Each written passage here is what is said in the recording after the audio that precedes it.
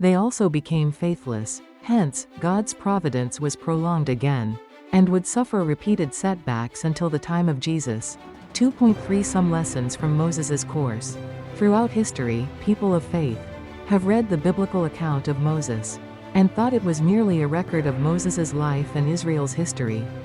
No one truly understood that God intended to reveal by this account certain secrets of the providence of restoration. Jesus only intimated it, saying, "The Son can do nothing of his own accord, but only what he sees the Father doing, for whatever he does, that the Son does likewise." 156 He passed away without divulging the true significance of Moses's course. 157 In these pages, we have revealed how Moses walked the model course or formula course for the providence of restoration.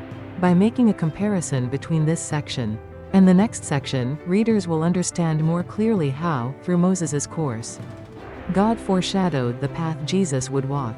Yet even by studying the providence centered on Moses alone, we cannot but come to the conclusion that God exists and has been guiding human history toward the realization of one absolute purpose.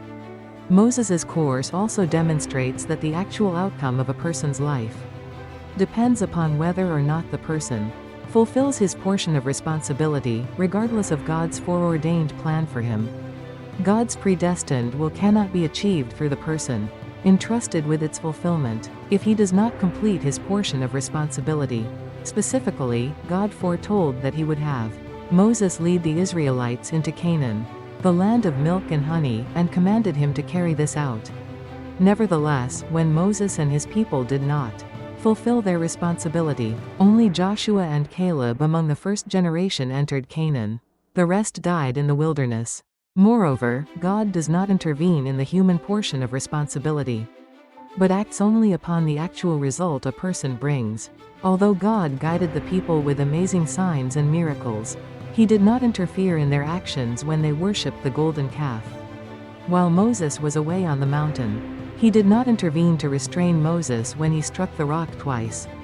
When they did so, they were carrying out their portions of responsibility, which were theirs alone to fulfill. However, once they had acted either to fulfill their responsibility or to fail in it, God regarded their result and acted accordingly. Moses's course demonstrates the absoluteness of God's predestined will. God predetermines absolutely that his will be fulfilled, and continually attempts to accomplish it until it is done. Thus, when Moses could not complete his responsibility,